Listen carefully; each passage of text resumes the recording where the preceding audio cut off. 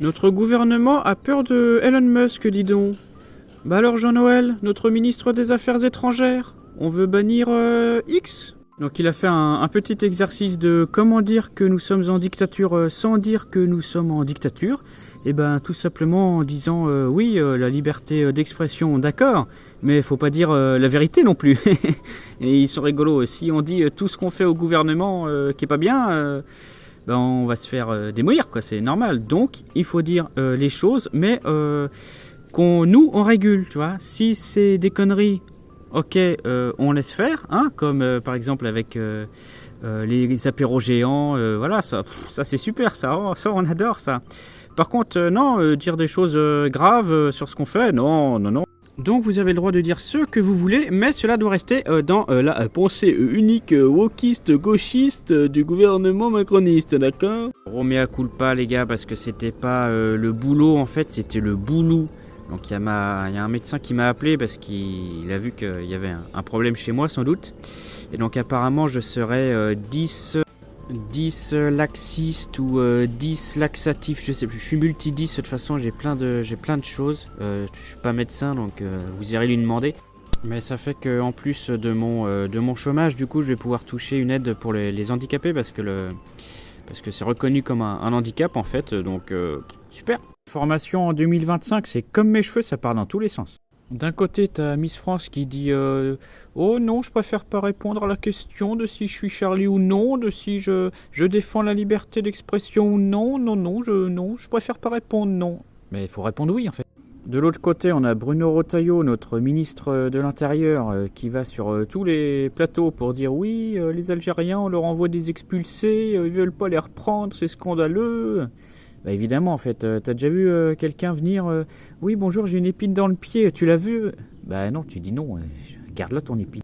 De l'autre, on a Gérard Larcher, sénateur. Oh là là, ma chaise est cassée. Le magasin n'en vend pas à moins de 40 000 euros. Oh là, bon, après 40 000 euros pour une chaise, c'est pas beaucoup. Et pour finir, les bêtes immondes, mes préférés. La fête pour Le Pen est terminée. On va attendre maintenant celle pour Hanouna, Pascal Pro, Depardieu, Poutine, Trump. La terre, elle va trop vite là. Oh, ralentis un peu, ralentis. Pour les 1300 abonnés, révélation. J'ai l'impression que je suis le seul au monde à le faire parce que je n'ai jamais vu quelqu'un se gratter le nez comme ça. C'est tout simplement de mettre sa paume de la main sur son manteau. Son menton, pardon, pas son manteau, parce que on peut prendre aussi son manteau, hein, mais s'il fait froid, mais là c'est vraiment le menton. Et tu viens frotter tes phalanges là, comme ça là. Et tu renifles en même temps. Ah, ça fait du bien. La célébrité est en train de me faire péter les plombs. Après ma vidéo d'un demi-million de vues là, je touche le chômage maintenant, donc j'ai quasiment 2000 euros, plus l'AAH, parce que je suis 10, multi-10, donc j'ai l'aide des handicapés là. Donc en gros, je touche 3 à 4000 euros, je sais même plus tellement je gagne, et là je crois que j'ai fait une connerie. Je crois que j'ai fait une grosse connerie, je suis désolé maman. Elle m'a dit en plus pourtant, pas une goutte d'alcool, jamais de drogue, jamais de fumette, ne touche pas à l'argent non plus, tout ça c'est que des addictions merdiques, et j'ai craqué. Enfin, regarde-moi ça quoi, regarde ce que je viens d'acheter quoi, c'est une dingue. Une énorme voiture quoi, alors que j'ai même pas le permis. L'argent commence déjà à me monter à la tête, faut que j'arrête parce que je vais finir seul avec ces conneries. Heureusement j'aurai toujours mon fils avec moi normalement. N'est-ce pas? Putain mais il est où? Putain, je vais oublier dans le siège auto d'autres voitures. La différence d'actualité entre les États-Unis et la France, c'est assez dingue quand même. Aux États-Unis, on a Mark Zuckerberg qui affirme enfin que le vaccin contre la Covid n'existe pas et qu'il s'agit d'injections thérapeutiques qui ont plein d'effets secondaires en fait. Donc voilà. Bon, moi je le savais déjà, mais bon, pour tous les vaccinés, voilà, bienvenue. Hein. Bientôt, il va peut-être enfin vous dire que les élections présidentielles ont été truquées et que Biden a fait plus de voix quand même que Barack Obama. C'est quand même assez exceptionnel. Donc voilà, il a été complètement volé, Trump. Trump qui a d'ailleurs encore échappé à une tentative d'assassinat et Musk aussi. Mais bon, les Français, ils en parlent pas, ils s'en fichent. Ils disent « Oh, c'est l'ingérence de Musk. Oh, et un incendie à Los Angeles où les musulmans sont contents parce que Allah a fait le travail. Bon, donc Allah a réussi probablement à se déplacer aux États-Unis à la vitesse de la lumière pour faire éclater 3 feux de forêt simultanément. Bon, ça vient d'où ça? Alors qu'en France, c'est moins exceptionnel. On a médaillé récemment 6 ou 7 femmes voilées, je ne sais plus, parce qu'on leur a donné des sous pour qu'elles s'achètent un vélo et apprennent à faire du vélo aux 30-40 ans.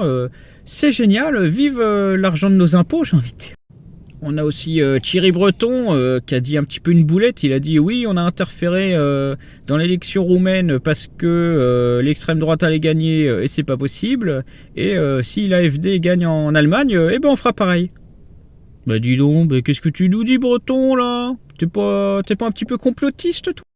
Et sinon, on continue de taper sur nos agriculteurs qui n'ont pas que ça à faire et qui nous nourrissent hein, quand même, je vous le rappelle. Mais j'ai un petit peu l'impression que l'Europe n'a pas envie que la France puisse se nourrir toute seule. Oh bah tiens, qu'est-ce que ça signifie ça aussi? On se le demande. Nouvel entretien d'embauche aujourd'hui, j'ai tenté une nouvelle technique qui m'a été inspirée par la nouvelle Miss France. Donc au début, l'entretien se passe bien, je me présente et tout, et puis il commence à me poser des questions sur est-ce que j'ai des défauts, quelle prétention salariale j'ai. Donc moi je réponds Miss France, technique Miss France. Non, je sais pas, je me prononce pas, non, je préfère pas donner mon avis là-dessus. Donc au début, tu vois, je vois que ça le dérange pas, il me dit bon, ok, très bien. Donc ça marche plutôt bien pour l'instant, donc il continue à me poser des questions, qu'est-ce que vous pouvez apporter à l'entreprise, est-ce que vous avez des qualités, et là je continue, moi, technique Miss France. Et je dis bah, non, je sais pas, je me prononce pas, non, je saurais pas dire. Et là j'ai senti que il y avait un petit changement là. Donc dites-moi ce que vous en pensez dans les commentaires et puis on verra si je suis pris ou non. Recalé. Ah c'est dommage, j'y ai presque cru un instant que j'allais être pris à cet entretien d'embauche et malheureusement c'est pas le cas. Parce que, je cite, je ne corresponds pas au public visé. Alors j'ai tout de suite pensé à la vidéo de Vie ma vie, là, il y a une dizaine d'années déjà, une superbe référence, où le mec il dit non mais j'ai pas été recruté parce que je suis trop beau et donc ils sont jaloux.